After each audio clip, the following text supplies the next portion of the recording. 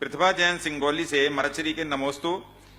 जैन विधि से फेरे कराने वाले पंडित जी साहब की संख्या बहुत कम है, पर जो वह फेरे करने में 8 से बहुत पैसे की मांग भी कर रहे हैं, तो इसके लिए फिर हम लोगों को क्या करना चाहिए महाराज जी? कोई पैसे की मांग नहीं। कितना कर रहा है?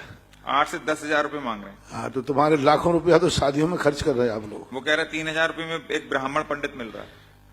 3,000 ब्राह्मण पंडित मिल जाता तो ब्राह्मण के अनुसार करोगे तो वो जैन दर्शन के अनुसार नहीं कराएगा।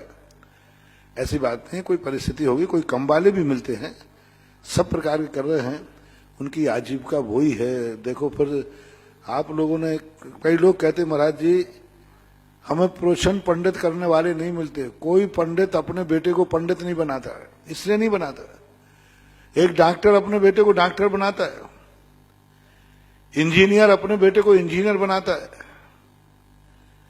लेकिन कोई पंडित अपने बेटे को पंडित नहीं बनाता। क्यों? डॉक्टर अपने बेटे को डॉक्टर बनाता है, वो जानता है डॉक्टर बनने में बहुत सुख है। पंडित क्यों नहीं बनाता?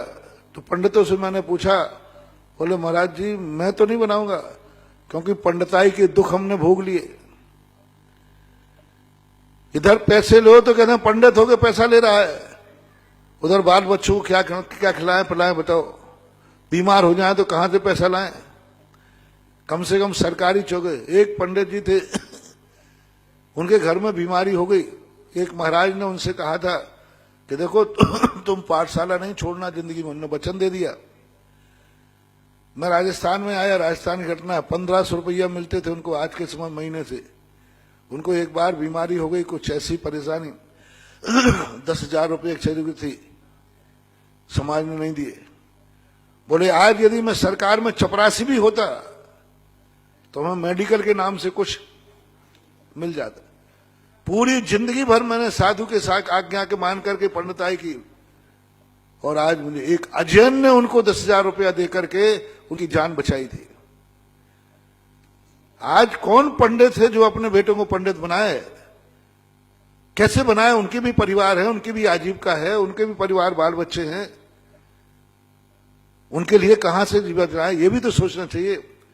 मैंने पंडितों को कई बार, पंडितों के लेकर के कई बार डांटा, फटकारा, लेकिन आज मैं तुम लोगों को भी फटकार रहा हूं।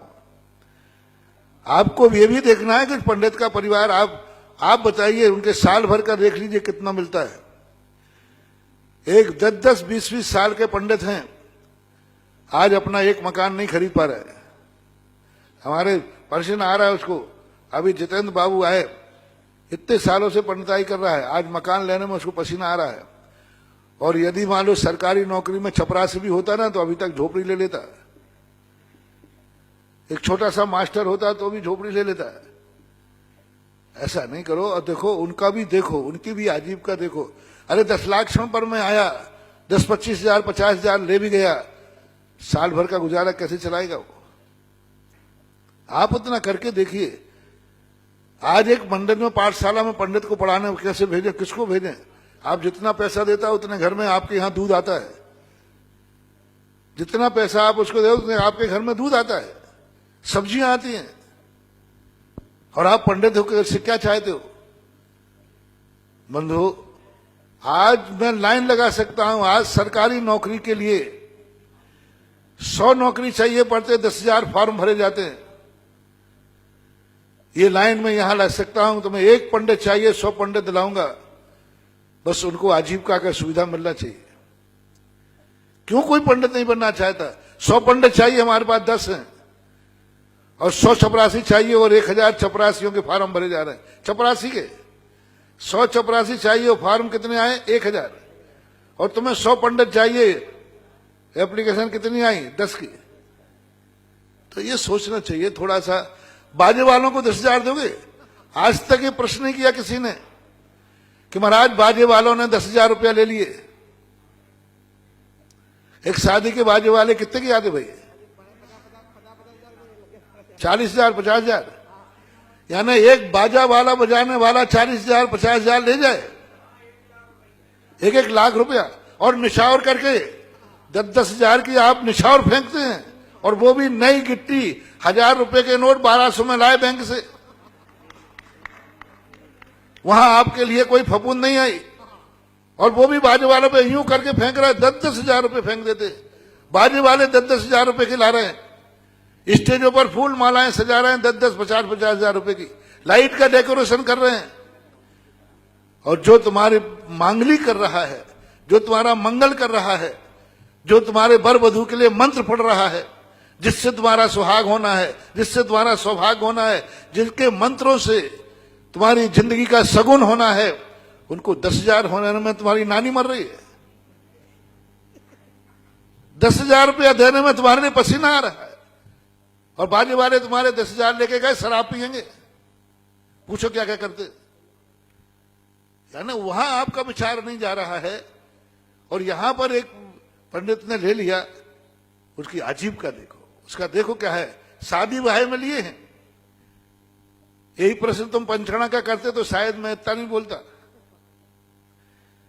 हाँ, यदि तुम कहते महाराज जी पंडित जी विधान के 10,000 ले गए तो शायद मैं पंडित को डांटता। लेकिन वो प्रश्न किस पे किया तुमने?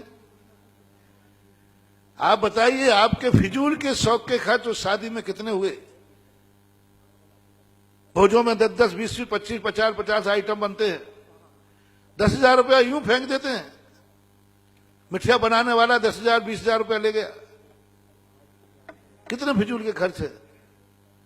उनके खर्चों में शादी ब्याह का यदि पंडित पैसा ले रहा है, कोई बुराई नहीं कर रहा है, क्योंकि 40% से ऊपर ज्यादा शादी ब्याह में वेस्टेज, व्यर्थ का खर्च होता है। इसलिए कोई बाधा नहीं, मैं आपकी बार 10,000 से थोड़ा फीस बढ़वा दूंगा, जितने मेरे। क्यों? मंत्र पढ़ना है, सम्यक मंत्र पढ़ा लो 3,000 रुपए में, मिथ्या मंत्र पढ़ा लो।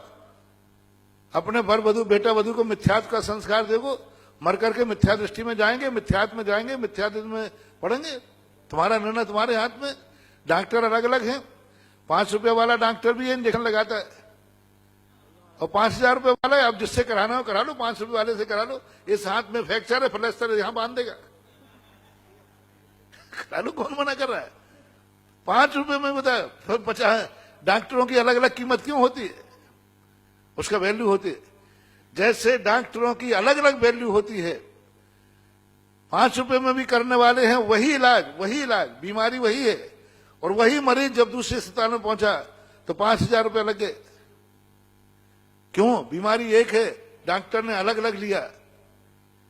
जिस प्रकार डॉक्टर अलग अलग हैं, यहां पंडित भी अलग अलग हैं। 3,000 वाला पंडित 3,000 के हिसाब से है, 10,000 वाला 10,000। वो मिथ्या वचन पढ़ रहा है, मिथ्या मंत्र पढ़ रहा है, मिथ्या कल्पना कर रहा है, और ये सम्यक मंत्र पढ़ रहा है, सम्यक मंगल कर रहा है। निर्णय आपके हाथ में।